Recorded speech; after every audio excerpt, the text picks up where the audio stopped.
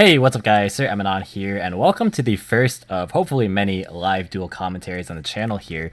So, I did ask on the community tab poll rather, a couple of days ago if you guys wanted to see some refreshing changes to the dual commentary formatting on my channel, and this kind of piqued a lot of people's interest, so I'll be happy to oblige here. So what I'm going to be doing is trying to hop into these high-rated Dueling Book games as they start, which is difficult because Dueling Book doesn't have a very good sorting mechanism for that, but we're going to be doing our best here, and it looks like we're going to be seeing... Actually, I just noticed it's a bearxbear, so shoutouts to him. Definitely will be linking his YouTube channel in the description box below. I didn't even notice when I clicked on this match, but here we are. Looks like it's going to be him versus a person named Black Eyes, who started out with the Desires, that got me with Ash, and the follow-up is just going to be Normal Summon Ram, go into Hammercon, Tiger Mortar, and then Trident, and then pass.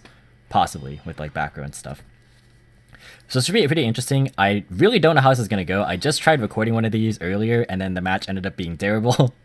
And that's kind of like the gamble you get. Like, obviously I don't want to record bad gameplay inherently, but like there's not really a whole lot I can do. You know, what I see is what I get. So like if the gameplay is good, then great. But if not, then yeah, it might not be the best. Misplays aside, that's like one thing, but you know, people playing slowly or raging or like calling judges or doing things of that nature, you know, none of that's fun stuff, but it does happen regularly, and that's something you can really actively avoid with post-duel commentaries.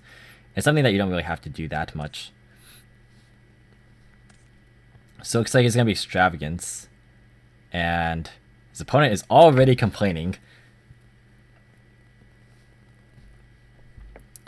So, well, this should be pretty interesting. Yeah, I don't think Bear is playing Dino. If I know anything about Bear, he is not playing Dino. I have a couple of ideas of what this could be with Extravagance, but Dino is not one of them. I mean, Bear is very known for Unchained. So, yeah. I knew it was going to be Unchained. Like, come on, man. Yeah, so it looks like Ruha is going to be targeting the set. Yeah, see, I watch Bear's content, so I know what I'm getting into. Obviously, Unchained is a very interesting road deck right now. A couple people are actually playing this on relatively high-rated DB. So he's going to pop the Chamber. And if you guys don't know, most of the Unchained cards, like if they get destroyed, they get to special summon other Unchains from deck.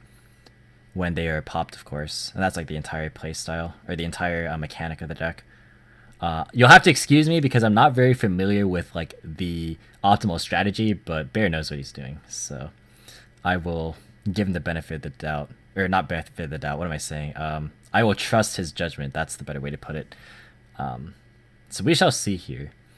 So it looks like Rakia is going to be summoned. That's the blue twin. And we will see what the play is going to be here. Very curious.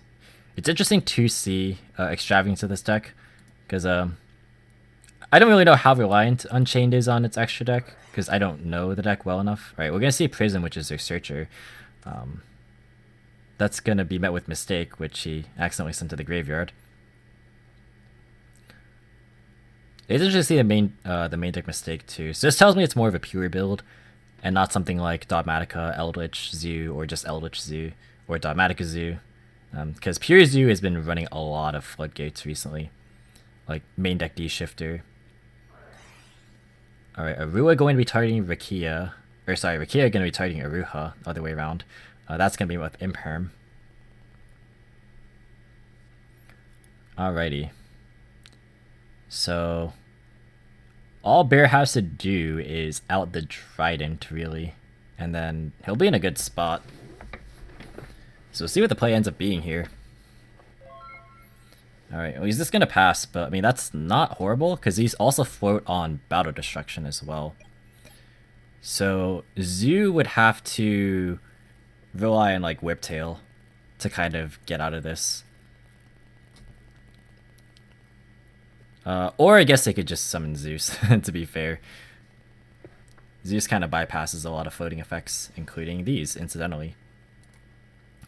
So yep, looks like it's going to be a Borbo. And no set cards here, so I do wonder what the rest of this hand is looking like. Possibly just more hand traps.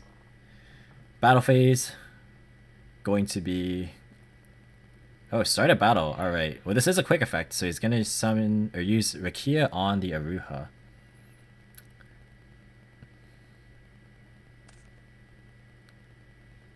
And then Aruha is going to be able to trigger.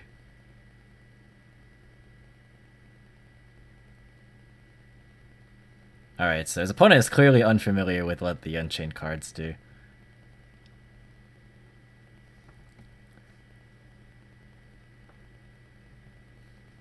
I mean, you could just ask to read them. Like, take your time to read them if you're ever unfamiliar. Right, he's gonna summon Unchained Soul, which I believe is a pop. Yep, if this card is special summon, discard a card, destroy a card in the field. So yeah. They got this card, and they got another twin's name. Sarama, I think is its name. I don't remember its exact name. You're gonna have to excuse me on that. But yeah, they got a couple new support cards. Well, not new, but like they got a couple of support cards over the past few sets. And this deck is definitely not one to be slept on. Yeah, you see, just gonna admit defeat right there. I honestly am not a big fan of Pure Zoo. I just think that it's very easily interruptible, and like it has the problem where there are times where you either draw too many engine cards and not enough defense, or too much defense and not enough of your engine. And like your engine is really easy to get access to, but it's also super easy to just, you know, stop as well. Like opposing Tridents, or you know, like a pop from like a Chuche, or what else, like Dogmatic Punishment, or like UCT, or you know, pretty much any interruption stops like Pure Zoo in its tracks. So I don't know. I'm not convinced that Pure Zoo is like really amazing right now. It's definitely good. Like it's definitely like, competitively good. But I don't know. I just think the other builds of Zoo are actually better. Like I was playing around a little bit with Eldritch Zoo today, and oh my god, that deck has reminded me how bad I've gotten at control decks. Like I played combo decks for far too long, and I really do enjoy actually playing with Eldritch cards quite a lot. And you'll probably be seeing some Road to 1000 rating gameplay pretty soon with me playing that deck, just because you know, I really need to rebuild my fundamentals, because I feel like I've lost that quite a bit lately. So that was kind of a good wake up call, because I was just getting smacked like by my own misplays. It was really bad. But we're gonna see Zoo go first again in game 2. He's gonna normal summon Ram Ram. And that's another thing with these live duel commentaries, right? Is that there's gonna be a lot of downtime. There's gonna be like siding and then just people thinking. So I'm gonna have to like fill in those gaps with just, you know, small talk basically. So if you guys do enjoy that, definitely let me know. If you guys enjoy live duel commentaries in general, leave a like in this video so that I can actually you know, be informed of you guys' opinions. If we get to 50, then I'll know that you guys are going to be enjoying this series enough for me to definitely continue it. Oh yeah, I guess did I ever actually introduce the name of the series like verbally? You probably saw it in the title, but I'm just gonna call it Inside High Rated DB. And I guess you can see it on the screen too. I put it on my overlay. But it looks like it's gonna be Dryden and set to pass. Yeah, so it really is looking like just pure Zoo. I don't know. I just really think other Zoo builds are better right now. Ooh, the Heartbeast Feather Duster, very very strong. 3+1, always nice. Gets rid of the interruptions. Ooh, this guy is upset. So it's gonna be getting rid of Cosmic and Droplet. Honestly, those cards are like not even the most amazing. I guess like if you set a back row and then like use a twin to target it, like that could be fine, but oh, the Pankratops. Alright, it's double one-ups. Alright, you know. Sometimes you just open really well. It's the nature of Yu-Gi-Oh! So Pankratops gonna just be an easy out to this Trident. Like no problem. It's gonna set and then normal summon Rakia. Yeah, these cards line up extremely well against Trident. Like this deck must have an amazing Zoo matchup, like especially for pure Zoo. Like my goodness, like you do not care at all about Trident. Battle phase is gonna be Pankratops attacking over Trident. Trident's gonna be chained. I mean, I assume the Pank was targeted, yeah. And then Pank gonna pop Trident. And attack for 15. Yeah, like... It's very hard for Zoo to interact with these cards, like, without relying on their, like, non-engine defense. But, I mean, you gotta, like, draw the right combinations of cards.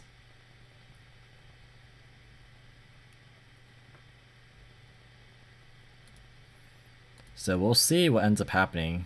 We'll see if Riki will end up targeting the set. Okay, perhaps not. Yeah, this cannot trigger off of its own effect. So it's not like you can like target itself and then float. That would be crazy. Gonna be normal summoning a Thoroughblade.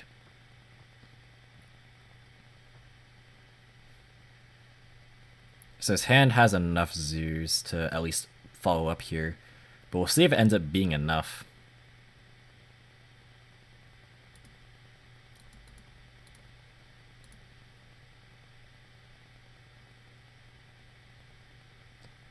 So, I mean, again, the outs like are really limited. All you really have is Zeus. So it's gonna be tough for Z to break the board. It's gonna go for Tiger Mortar and use its effect to attach Ram. Curious as to why that might be. Yeah, commentary might be a little bit slow at times, and again, I'm not used to this new format.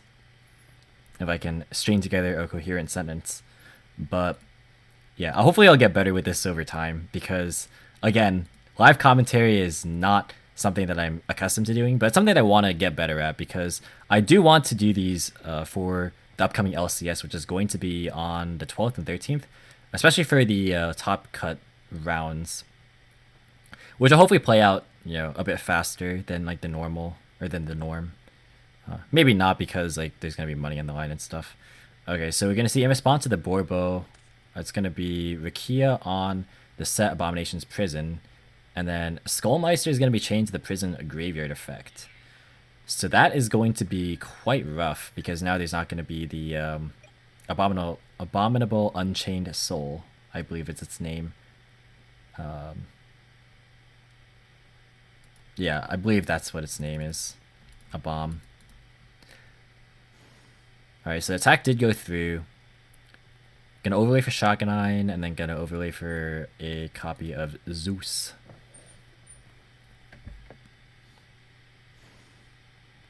It is crazy that, like, as crazy of a card that Zeus is, it's also kind of crazy that this is the only real tool that Zeus can consistently access to out the Unchained Twins without, like, just causing them to float forever. Oh, end of main phase, gonna be activating the Nibiru. Because that is 5 summons. Oh, wait. Is he locked? Oh, yeah, he's locked into Fiends. That's right. Yeah, so he can't actually do that. Well, that is a good call because I was actually unaware of that restriction. So it's, I guess, similar to, like, Eldritch. Which is kind of like the one anti-combo with, like, Nibiru and Eldritch. Like, if you activate Scarlet, you can't use Nibiru. Yeah, so Zeus will be living to see another day. So we'll see how Bear is going to be able to deal with this Zeus here. Because now we know one card is Nibiru in hand. So the other card and the card he top decks here is going to have to be pretty good. I'm unsure of what tech cards this deck plays. So it'll be interesting to see. I'm not sure what the adaptations he's made for this format are. It looks like he's going to draw for a turn. Go into main phase 1. It's going to be rough because like any set card and then like an activation of Akia targeting the set, you know, that could just result in Zeus right there. Oh, the Kaiju. That is insanely good. Was that off the top? I do wonder. I didn't see if it came from like the rightmost card because like that's something you can do in Dueling Book. If you ever watched the DB Grinders videos, he does point this out, where it's like, if you don't shuffle your hand, your opponent can keep track of where things come from, which sometimes matters. Not usually, but it can be relevant. Yeah, he's gonna go battle phase. I was gonna say, like, he might go battle phase to crash just to try and float. I should have been saying that instead of rambling about random stuff. So he's gonna use Rakia Graveyard Effect. That could grab Abominable Unchained Soul, just to beat over. Or it could grab this one, the dog. The Unchained Soul Disaster. So yeah, this one lets you link summon with your opponent's monsters. Yeah, so it's going to go into Rage, which also lets you link with your opponent's monsters. So it's a really cool mechanic. It does work only on special summon monsters, but I mean, that's all you're really going to be realistically trying to link away with the Zoo. And that's all, like, Zoo needs a special summon to do anything. So it's like, obviously popping the normal summon of Zoo is fine, which, like, linking away is the equivalent of normal summoning for this deck, but, like, if they overlay for Borbo or for, like, Shakanine, then you just do it then. It's, like, the same thing. So, yeah, Zoo is gonna have a... Or, sorry, yeah, Zoo is gonna have a hard time coming back from this. Man, if that Kaiju is off the top, then that is nasty. But, yeah, there's also a Nibiru lurking in the hand, so we shall see. This also does float, which is like, it makes this card really hard to deal with. It's gonna pass. Alright. So we shall see. Gonna go battle phase, hit for 18. And again, this is like the problem with Zoo, is like, you play so many Zoos, but like, if you don't see any, then it really just does, you know, it really sucks. There's only so many Zoos you can play. Like, unless you want to play 3 Bunny and 3 Cataroos, but nobody's going to do that. Like, even with, you know, 10 Zoo names and 3 Tenki and Barrage. Alright, so Rat is not going to be using its effects, I guess, to play around Ghost Ogre, which is fair. But, I mean, still, like, how, regardless, how are you going to play around the Rage? Right, there's just no way, I don't think. Like, you have to have, like, a Zoo monster plus an extender. Like, you just Rage right now. Yeah, like, just do it, and then you just link away. This could link away to Unicorn, or it could link it to another Rage. Oh, wait, no, it can't link it to another Rage. It literally says you can't. I can't read. So he's going to go into Anguish instead. Alright.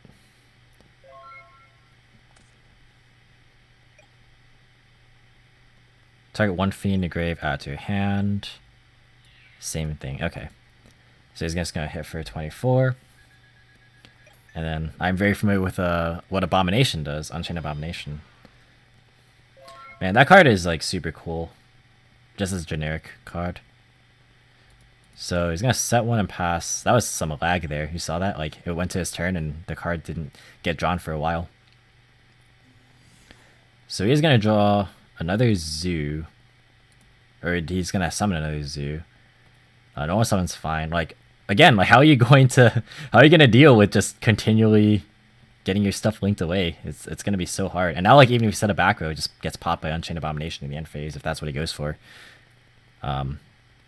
Oh, you could actually go back into another copy of Rage. Yeah. So you just keep cycling back and forth. That is just nasty. So yeah, definitely just use Anguish and main. Oh, really? No. Huh. Wonder what. Oh, this doesn't have to be the main. Oh, he's taking the attack. Interesting. Wonder what he's holding this for.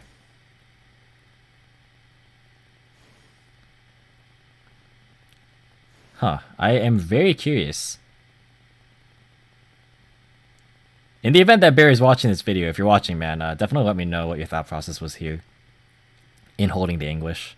Unless I'm totally just missing something, which is very possible, because I'm not the most... Ah, he wants to use Nibiru. Alright, fair enough. Fair enough. You know what? That is entirely reasonable if you want to use Nibiru. He's going to chain Zeus. That's probably fine. I don't know. This seems a little strange to me, just because you could just link for Abomination and win the game. And this token is on 54, so there has to be a mechanism to OTK if he's putting in a attack position. So there's 5400, 3000 defense. It's gonna go battle phase and crash.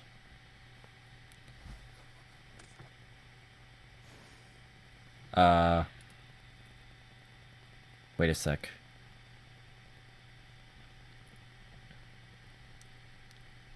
Okay, so he is going to summon the Unchained Soul from hand. Wait a sec. I thought this token...